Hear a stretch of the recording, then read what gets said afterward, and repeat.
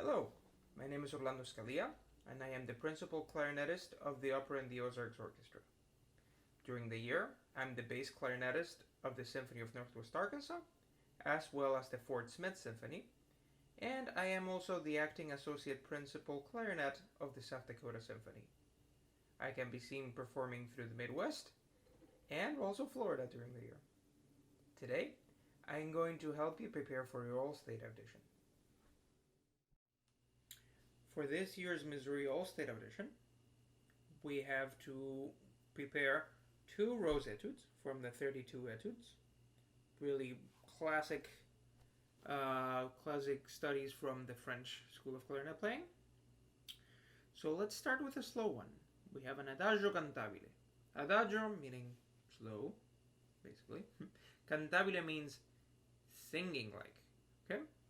So that's what we have to do. Whenever we play something like this, we must try to sound as much as we can to the human voice. Okay? So what I like to do is I actually like to sing this once I'm playing it, right? So first note we are.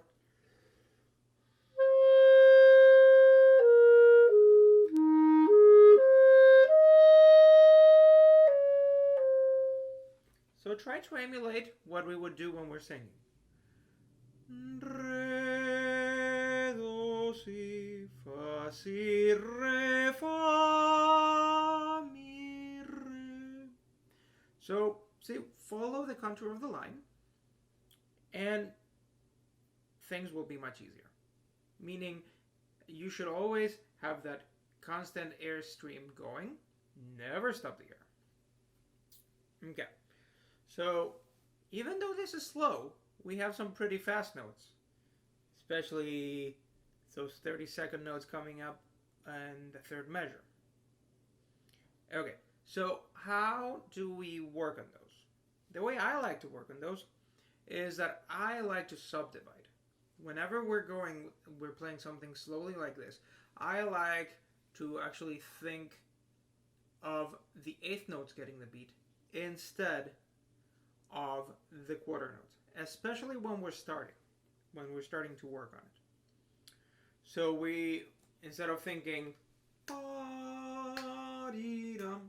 when I'm learning this, I like to think dee-dee-dum, ba-dee-da-dee-dum.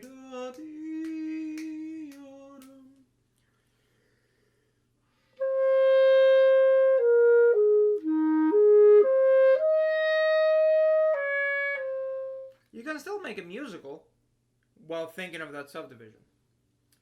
And the subdivision is important because when we get to those 30-second notes, suddenly those 30-second notes become 16 notes.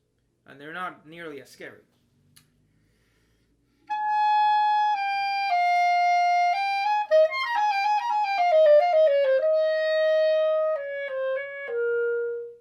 And we won't rush them if we think of them as, 4 of them being inside 1/8 note, one of the beats we're thinking about. Okay, so another important thing, especially right at the beginning of something like this, of a run like that, is that I like to think of that first note as being a little longer. So sort of to get grounded in that beat. It won't really sound like it, but if you think of it like that, it'll keep you from going, this is scary, I must run. No.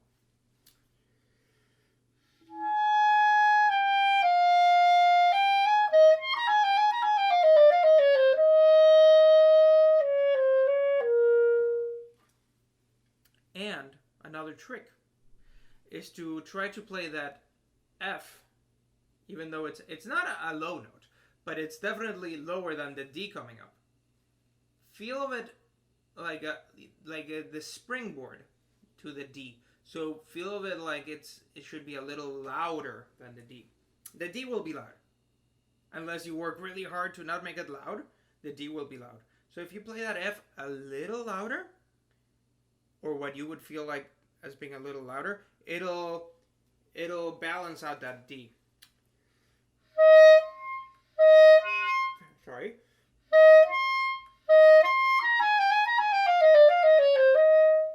Okay. Another trick, this is, you know, pretty advanced skill that we should really work on, is to use what we call half hole. If you've played recorder before, you know that we half hole a lot of the times to shade a note or to play the chromatic notes. On clarinet, you can half hole with this one, and it'll make the high note come out easier. That's because normally we think of this one as kind of another register key.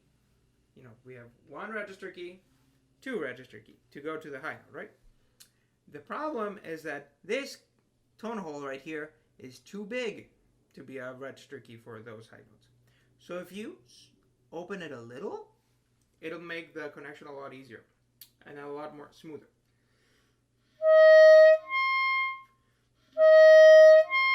Instead of, see, it pops out. That's too loud.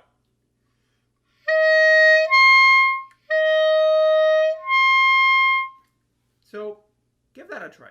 It'll make it more musical. We don't ever want to have unintended accents. If there's an accent, do it.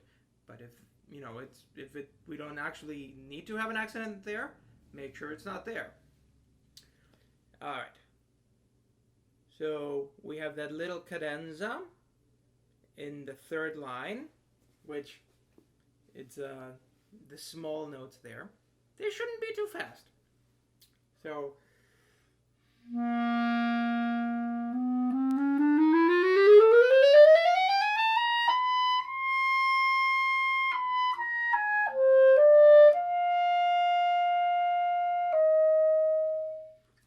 don't try to play them too fast. Just as though you're singing. Okay. Then we have lots of E flats in this particular piece, which means not only do we have to think about the E flat, but we have to think of where are we going to play the C, because a lot of the times we're going to have this sort of action. And you really have to be very cognizant of the fact that if you're playing C here, and then you have to go here, this is a no-no. So make sure that whenever you have a C followed by an E flat, you play the C on the left and the E flat on the right. You know, if you have a fancy extra key like I do, you can get away with it, but don't do that. Don't get yourself in trouble like that. When we have the sextuplets, like in 4 lines before the end, or 2 lines before the end, we really have to, again, start thinking of that subdivision, of that 8th note subdivision. So the actual triplets, sextuplets, are as long as they need to be. Not too fast, not too slow, but just perfect, right in the pocket, right? All right. And just through this one, make sure that you're singing. Think of singing. All right. So now going to number 26. Number 26 is a really fun fun etude. Allegro furioso. Okay. So allegro means fast. It actually means happy-ish, but don't worry about that. It means fast. And furioso sounds like furious, right? Yes, that's what it should be like. It should be like a storm. Really lots of tension in it. Well, tension in the music, but not when you play it. When you play it, you should really feel relaxed. So the trick to learn this one is to get the metronome out and start it slowly.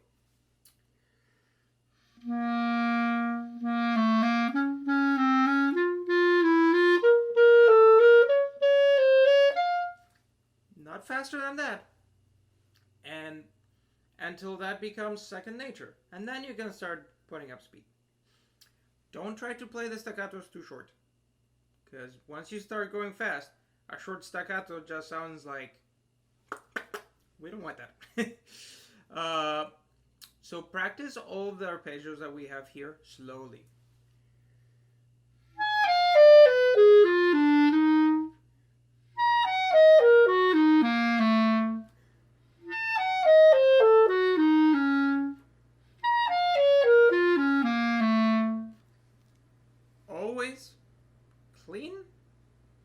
start going faster.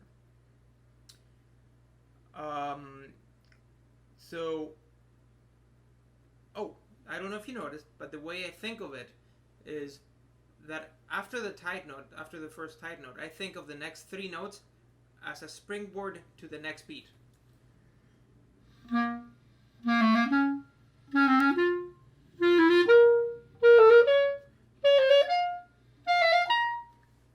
I don't think ba daga daga daga daga daga. I think dum ba da ba da ba da ba da ba da ba da ba da ba da, and that really is going to help you go on to the next beat. Okay, something you really have to pay attention to is the second to last bar. We have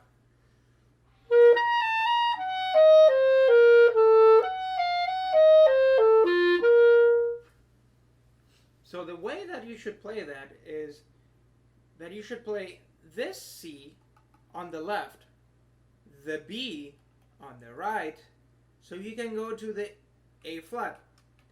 If you do it backwards, you're going to get yourself in trouble. We talked about which pinky to use all the time in the other etude, but this one is as important, maybe even more important because it's fast. So make sure that you play C on the left, B on the right, so you can get to the A flat. Okay, then another kind of complicated thing we have here is that we have, let's see, 1, 2, 3, 4. 4 bars from the end, we have a grace note.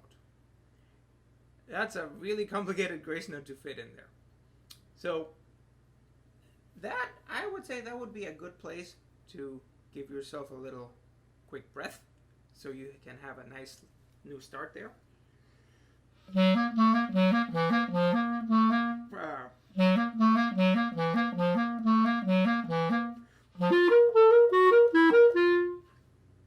I have heard it played without the breath there, and yeah, it sounds very impressive, but it doesn't quite sound correct. So if you give yourself a quick breath right there, so you can go ba-dee-ba-dee-ba-dee-ba-dee-ba-dum, it will really help. And you know, the real trick in this one is just practice it slowly first, and don't try to play it too loud, because if you play that first note too loud, it can sound gnarly. No, we don't want that. Even though there's forte, think of the forte as more of a sort of tension instead of nervous anxiety. Not that you want to be anxious when you play this in the audition, but that feeling instead of just being loud. Sometimes dynamics are more of the atmosphere rather than the actual volume. All right, these are 2 great excerpts, 2 great etudes. Enjoy working on them.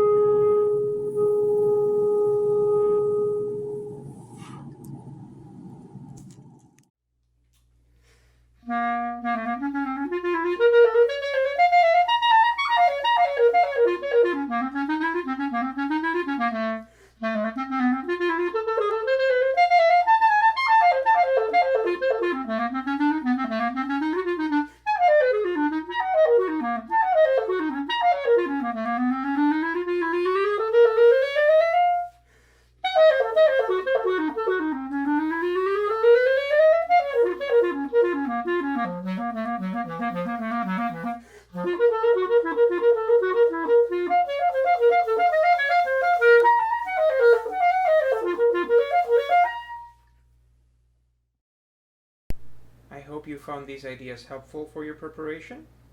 Enjoy your work, and good luck in the audition.